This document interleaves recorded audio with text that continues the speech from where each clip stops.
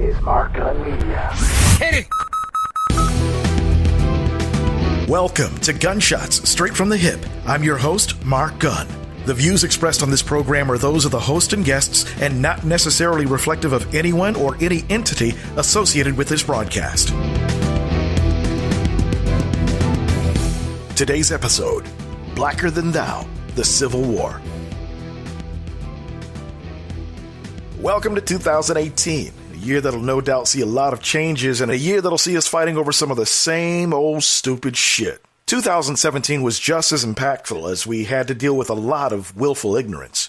Everything from so-called real Americans getting their panties in a bunch over Colin Kaepernick's peaceful protest. I boycott the NFL. They can do what they want. They can say whatever they think, and I respect their constitutional right to do it. And I hope they respect my constitutional right never to watch the NFL again. I will never watch the NFL again. To America, spelled with 3 Ks, electing a racist, sexist, homophobic, xenophobic, intellectually challenged toddler to its nation's highest office. Look at my African American over here. Look at him.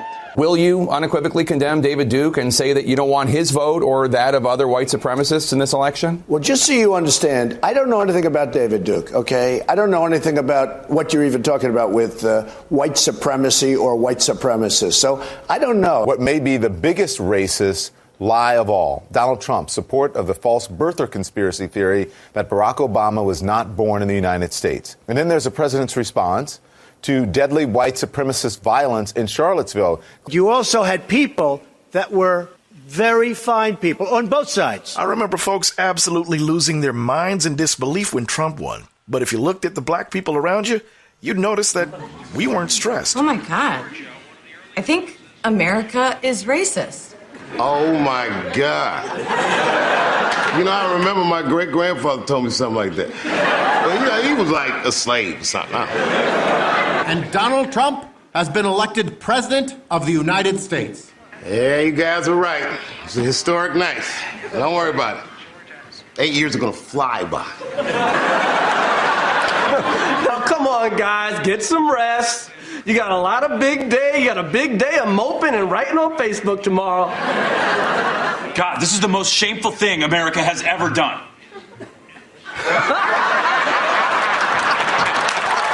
In the US of A, it's business as usual for us. 2017 also saw us as a people make some great strides. Black films were big.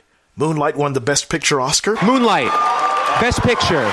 And Jordan Peele's Get Out was a cultural phenomenon. The nominees for Achievement in Directing. Get Out, Jordan Peele. Here are the 9 films selected as Best Picture nominees. Get Out. Sean McKittrick, Jason Blum, Edward H. Ham Jr., and Jordan Peele producers. Author James Baldwin saw a huge surge in his popularity and posthumous book sales with the release of the groundbreaking documentary, I Am Not Your Negro. What white people have to do is try to find out in their own hearts why it was necessary to have a nigger in the first place. Because I'm not a nigger. I'm a man. But if you think I'm a nigger, it means you need it. The question you got to ask yourself, the white population of this country has got to ask itself, if I'm not the nigger here, and you invented him, you, the white people, invented him, then you got to find out why. Black women did it big last year, too. Keisha Bottoms became the first black woman mayor of Atlanta. Atlanta government just a few hours ago. Keisha Lance Bottoms became the second woman to be sworn in as mayor of our city in a ceremony at Morehouse College. There were also so many smaller victories that were nonetheless important, like the 2 brothers that got multiple college acceptance letters in a video that went viral. However, as we get into 2018, the more things change, the more they stay the same. Now, we're still having to fight the legacy of institutional racism and its head cheerleader, Donald Trump. The president reading this year's Martin Luther King Jr. Day proclamation just one day after telling a bipartisan group of lawmakers that no, we are not all created equal, at least not if you are born in, as the president put it, a shithole country like Haiti or El Salvador or several countries in Africa. You are not, by the president's stated thinking, equal to someone born in Norway. Police brutality is still very much a problem that continues to only get worse. While looking into another criminal investigation, Jefferson County Attorney Mike O'Connell discovered these private Facebook messages between now former Assistant Police Chief of Prospect Todd Shaw and an LMPD recruit. A meme shows Elmer Fudd with a gun and an offensive sign. Another shows a boy with a disability wearing a shirt with a racial slur. Anyone who shares such blatant racist views should not be given a badge or a gun. In another message, the recruit asks what to do if he catches juveniles smoking marijuana. Shaw responds, F the right thing. If black, shoot them. And now we're revisited by a battle that we've been waging for as long as I can remember, and even before. I'll tell you about that battle right after this. If you're an advertiser, one of the most important things about getting your message out is actually standing out from the rest of the crowd. If you're listening to this program right now, this is where you would hear your commercial. As an exclusive sponsor to Gunshots Straight from the Hip, your commercial is professionally produced and gets a longer shelf life based on your needs. Gunshots Straight from the Hip is a unique and compelling program, unlike anything else in the marketplace. Episodes are also available for download on iTunes, and depending on how you tailor your message, the potential for new and repeat customers is that much greater. Best of all, it's extremely cost-effective. If you'd like more information on how to sponsor this broadcast, call Mark Gun Media Inc. at 502-205-2085 or 502-407-0283. That's 502-205-2085 or 502-407-0283. Welcome back to Gunshot Straight from the Hip. Once again, we are talking about the blacker than thou debate, the Great Civil War. I'm not accepting no prep school, Bel Air bred sellout into my fraternity. You think I'm a sellout? Why? Because I live in a big house or I dress a certain way? Being black isn't what I'm trying to be, it's what I am. I'm running the same race and jumping the same hurdles you are, so why are you tripping me up? You said we need to stick together, but you don't even know what that means. If you ask me, you're the real sellout. I said before the break that this is a fight that black people have been having amongst ourselves since time immemorial. Now, for those of you who may not be familiar with this battle, let me just say that it's another one of those things about us as black people that the white society at large has never felt the need to educate themselves about, as with most things dealing with black history and culture. It all stems from slavery, where there were two types of slaves, the field Negro and the house Negro. Two very different mentalities. Now, the field Negro worked in the fields and hated his master, wished death upon him, and in some cases brought death to the master's doorstep. Read up on the Nat Turner Rebellion if you want to learn more. Correct that. Not if, but need to, because you need to learn more. Now, the house Negro, on the other hand, identified more with his master than he did those of his own kind, and did everything to endear himself to him, even if it meant selling the other slaves out. Keep this in mind because we still have some house Negroes running around in 2018. Trump Minority Reach Liaison Paris Denard, so-called Pastor Mark Burns, Omarosa, Stacey Dash, and those two coonish buffoons, Diamond and Silk.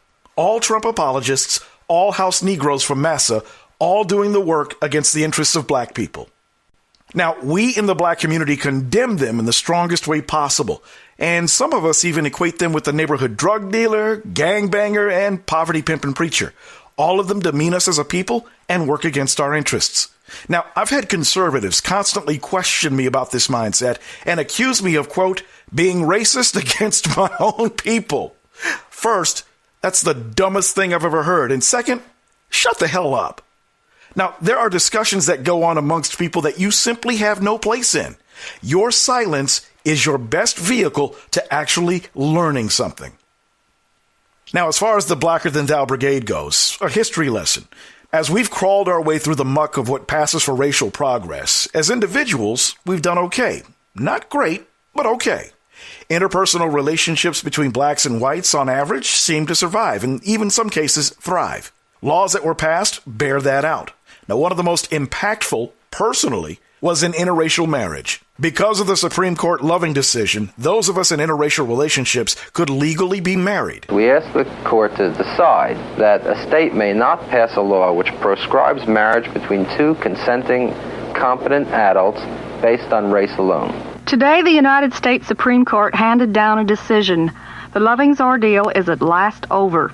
Richard and Mildred Loving have won the right to be man and wife, father and mother in the state of Virginia. Anti-miscegenation laws have been declared illegal not only in Virginia, but in all 16 states that have held such statutes. Now, that's not to say that there wasn't some sort of pushback after the legislation passed. Interracial couples caught hell from members of other races as well as our own. The hypocrisy flew in the face of the content of their character mantra that was espoused by Dr. King. It sounded nice, and a lot of white folks quote that line whenever they perceive an intellectual threat to their whiteness. Now, I don't know how many times I've heard it, and it still makes me laugh. The same hypocrisy is displayed by some black folks who seem to have this twisted concept of what a revolutionary is and was. Now, these are the folks who've heard some Malcolm X speeches or maybe have listened to Minister Farrakhan and others and came away with a perverted version of what was actually said. Now, I've listened to some of those same speeches, and I came away with a sense of being proud of being black and wanting to know more about my history and the need to be wise in the way that I fought racism. They heard something totally different. Now, here's where my beef with the Blacker Than Thou Brigade comes in. According to them, you can't be in an interracial relationship and be pro-black. What? Now, this brother, he was talking about how someone could protest for black people. They can be a part of some kind of social justice movement for black people and be pro-black while married to a white woman. You can't have black pride when you chase a damn white woman. Now, throughout my 56 years on this earth, I've been afforded the opportunity to live in a culturally diverse environment. Within that environment, I was also taught to truly judge people by their actions and not what they looked like. My childhood was surrounded by whites, blacks, Asians, Latinos, Middle Easterners, and many other ethnicities. Being an Air Force brat will do that. You learn about other cultures out of a child's natural curiosity, and if you're smart, that curiosity stays with you as an adult. That also crosses into your romantic relationships. Now, I remember my very first girlfriend. I was in the second grade. Her name was Marcia, and she happened to be Asian. Now, I remember we got in trouble one day for holding hands while standing in line. Thing is, at that age, I never thought about her ethnicity. Kids simply don't think that way. As I got older, my choices were just as diverse, and with each relationship, I learned more about that person and her culture. Now, that became a problem during my teen years for some black folks. Now, as much as I cultivated friendships with people of other races, I was being rejected by my own for merely living in the way that I was taught. Now, the trick for me was in navigating the minefield of racist white folks and black folks shunning me for being friends with white folks who weren't racist. I remember mercilessly being called Oreo and Uncle Tom, never to my face, but always at a distance. That is the cowardice of being blacker than thou, but I wouldn't learn that until later in life. Jimi Hendrix talked about this very same thing throughout his career. The greatest guitarist that ever lived was too black for some white folks and too white for some black folks. As I got older, my tastes in reading and listening material evolved. Elijah Muhammad, Malcolm X, Iceberg Slim, and others got my attention. The Lost Poets, Gil Scott-Heron were among those feeding me musically. My all-time favorite rap group, Public Enemy, wouldn't come along until much, much later. All this served to give me a greater knowledge of self, which in turn gave me a greater disdain for other things. I became much harsher and more militant in the way that I dealt with racism, even to the point that to this day, other black people do not refer to me as my nigga, because my reaction to it is just as harsh as it would be if a white person did it. Now, here's where the Blacker Than Thou crowd gets things twisted. You see, throughout my education, I learned to target the anger that I have to a very specific point. I understood that while all white people aren't racist, they do benefit from this country's systemic racism, which has given them a 400-year unearned advantage. We call it white privilege, but that's a discussion for another podcast. By being very specific on how I deal with racism, it allows me to remain true to the core beliefs instilled during my childhood. You love those who love you and remain loyal to those who are loyal to you. This is why I have so many friends of so many different races. This is why I continue to learn from other cultures as I continue to learn from my own. This is why I'm with the woman that I'm married to now, and we've been together for over a decade. Now, one would think that with all the crap that we as black people have to deal with in this country on a daily basis, the last thing we would want or need to do is fight our own people. When it comes to interracial relationships, we as couples have enough to deal with, just like anybody else, just as same-race couples or same-sex couples. But when stupidity like this comes along... Y'all together, like in an intimate relationship? Really? What's up? You couldn't find no black woman? Like, you had to go that low to the lowest rung of humanity? If they're even humans, it's arguably that they're even humans. Like, are you that weak? Your mother was black, right? I swear by everything I've ever loved that I just want to rip out his heart and give it to him while it's still beating. And that takes me to this most recent load of crap, saying that black people in interracial relationships can't be pro-black. Being pro-black with a white husband. How am I pro-black but still married interracially? Most of all, I was considered a sellout or a race traitor and that kind of thing. So again, maybe it's because I've gotten older and maybe it's because I'm a lot less tolerant of bullshit, but it's a mindset that moves me to violence. Here's the thing. When it comes to those that have the blacker than thou belief, I will put up my record of lifelong service to the black community up against any one of these idiots. Not to pat myself on the back, but in my 30-plus years in the media, I've helped black young men and women get into college. I've been a mentor and a teacher to an entire generation of young media talent. I've put black women in positions of power within the industry that others with outdated mindsets simply wouldn't have done. In my time as a radio station programmer and morning show host, the women I've worked with were treated as equals, meaning that they didn't take on the traditional roles of giggling sidekicks. I was one of the few program directors that put women in primetime afternoon drive positions. They competed against and won ratings battles against their male counterparts. I've been politically active in several campaigns and have increased voter registration rolls in any city that I've ever been in. I've even been asked to run for political office on several occasions, but have refused because I've always been most effective using the talents and skill that I have in this platform. Now, I have an office full of plaques and other acknowledgments for the work that I've done. More importantly, I hear back from those that I've helped along the way. Now, what are those of you in the Blacker Than Thou Brigade done? Now, this notion of not being able to be pro-black while in an interracial relationship is one of the reasons that we as a people continue to struggle. Wannabe revolutionaries talk a lot, but practically do nothing. Oh, they may march and shout a bunch of tired old black power slogans, but what have they done to actually help people achieve that black power? In my opinion, they are no different from the 21st century house Negroes that I spoke about earlier. Ultimately, their stupidity does nothing to further the cause of black people.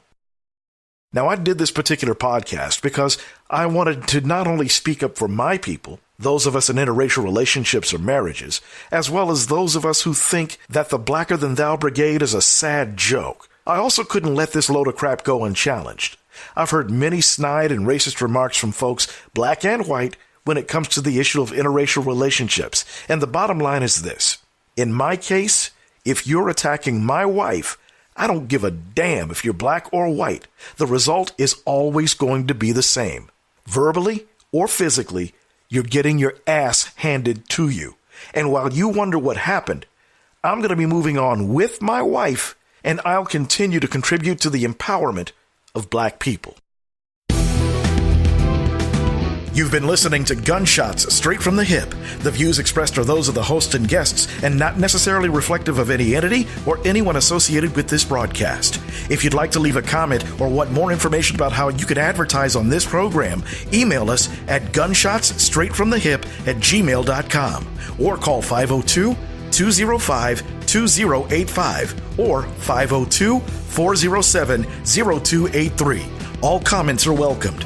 You can also download this and past episodes on iTunes and other social media outlets. Just search for us by name, Gunshots Straight from the Hip. Thank you for listening. Mark Gun Media. No hype, no hoopla, just damn good work.